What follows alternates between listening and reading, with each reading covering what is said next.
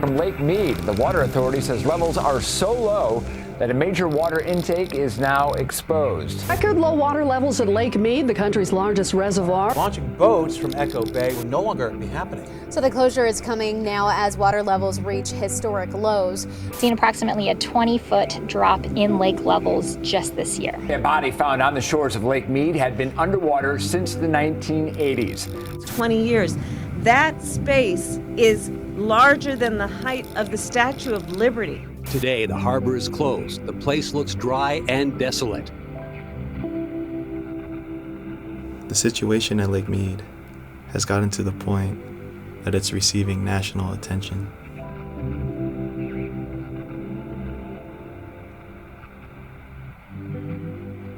Seeing all this makes me wonder what the future looks like out here in the desert.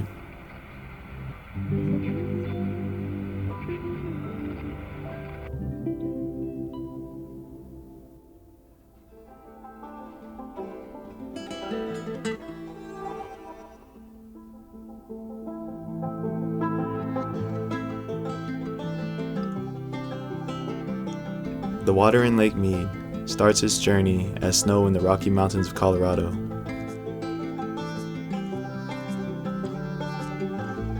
When the snow melts in the spring, it flows into the Colorado River and travels hundreds of miles to get to Lake Mead.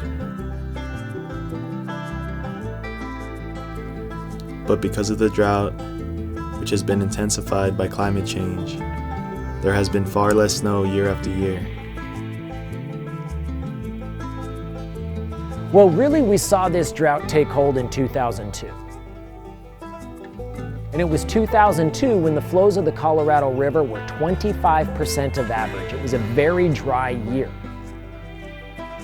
And so we could see that the projections for the Colorado River and for Lake Mead, there were going to be some significant implications in the levels of Lake Mead.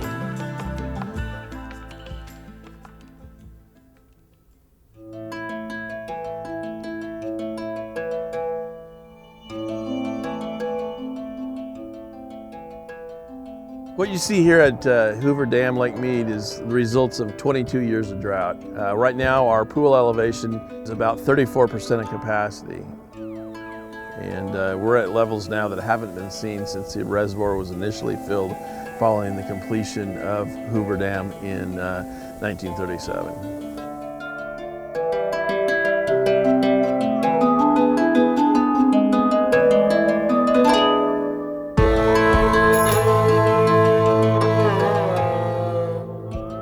Since the drought took hold, the landscape surrounding Lake Mead has completely transformed.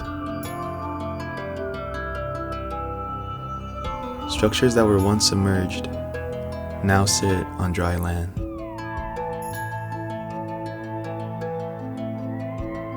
Relics from the past are re-emerging all around the lake. They serve as stark reminders of how serious this drought truly is.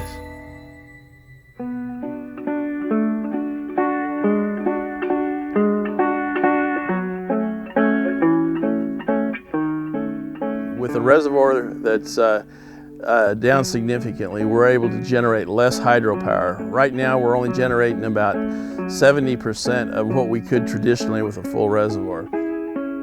If it gets down to about 900 feet above sea level, we'd have to make some serious decisions on whether we would continue to generate hydropower. And we get down to levels that we would not and could not release water from the reservoir if we got down that low.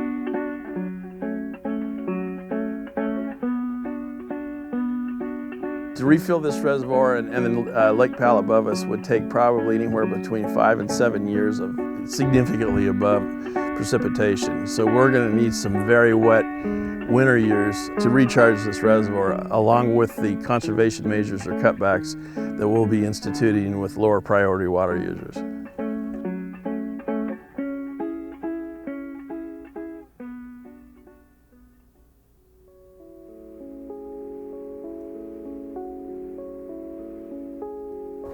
"90% of Southern Nevada's water supply comes from Lake Mead. The remaining 10% comes from groundwater supplies located directly beneath our feet. Now, we take water through intake number 3, which is located on the bottom of Lake Mead. And we're entitled to 300,000 acre-feet of that water from the lake. So intake number 3 and the low lake level pumping station are extremely important pieces of infrastructure that help secure Southern Nevada's access to its primary water supply, even if lake levels within Lake Mead continue to decline. And that's important because what we've seen with Lake Mead is the level has declined pretty significantly over the past 20 years as a result of drought and continual water use in Arizona, California, Nevada, and the country of Mexico. So intake number 3 helps to secure access to that water supply in Lake Mead. So it's a really important piece of infrastructure that exists for us.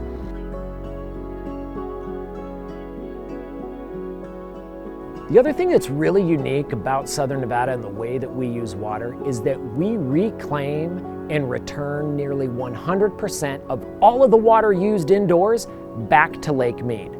So 60% of all of the water that we bring into the valley is consumed. It's water that is not returned to Lake Mead. 40% of the water is water that is returned to Lake Mead because that's about what our indoor water use is. And we can treat that wastewater to an extremely high standard. And so that's what we do here in this community. We take all of the wastewater throughout Southern Nevada, whether you're in North Las Vegas, Henderson, or anywhere else in this valley. All of your indoor water use is getting treated to near drinking water standards through the wastewater treatment process. And then that water is safely released to Lake Mead through the Las Vegas wash. And for every gallon that we return back to Lake Mead, we can take another gallon out from deep within the lake through intake number 3 and bring that water back into the valley as treated drinking water. And it doesn't count against our allocation. This is how we stretch our water supply. The water we use indoors, we get to reuse it, returning it to Lake Mead and using it over and over again. It's the water that we use outdoors that we only get to use once.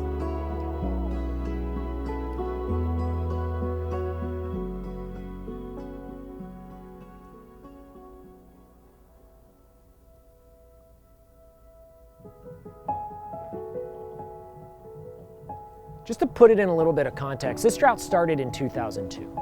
And 2002 was the year in which we had our highest water use. We used more than 300,000 acre-feet of water from the Colorado River.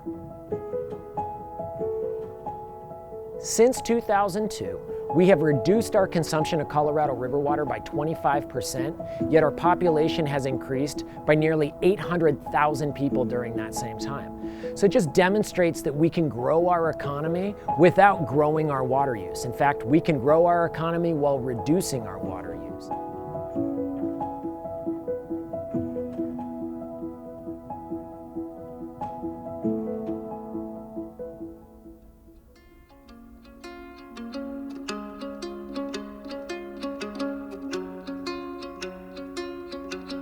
You can live with a lot of things in life, but you can't live without water. And as these reservoirs go down, it becomes very apparent to the end user how vitally important water is, especially living out here in the arid, dry Southwest. You know, as you consider the growth that we have seen in Southern Nevada, the population growth, the development that has occurred over the past 30 years, you know, that has really been able to happen because of conservation. Conservation is the fulcrum on which we balance our water supplies with our water demands.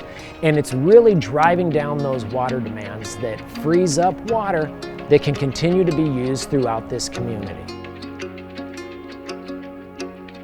This is the lifeline or lifeblood of the Las Vegas area, the Phoenix area, Los Angeles area. And as this water supply goes down, we have to figure out ways to stretch it for everybody's beneficial use. So.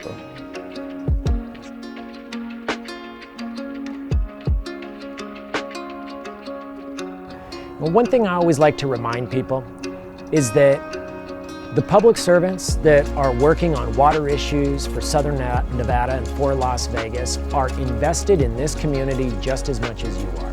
You know, we are Cub Scout leaders, we are T-ball coaches, we are members of the PTA. We've made the investment here as well. We are homeowners and we're raising our families in this community, and we're doing that with the intent that our kids are going to raise their families in this community as well. So, we're invested in this community as much as you are, and really the best way to continue to protect that investment is to continue to use water as efficiently as possible and focus on that outdoor water use. If you can reduce your outdoor water use, you're making big gains and contributions to Southern Nevada as a whole.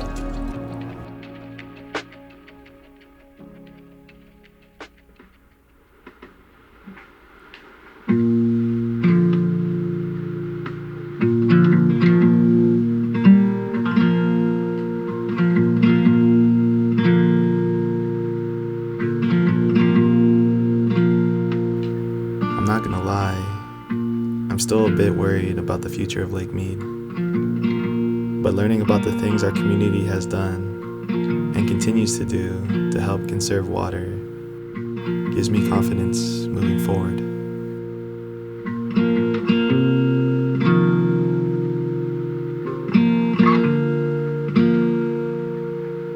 Look at where the water has receded over just the last 20 years. That space is larger than the height of the Statue of Liberty in just the last 20 years. This is where we're headed. So let's take on a sense of responsibility with a sense of urgency and do something about this.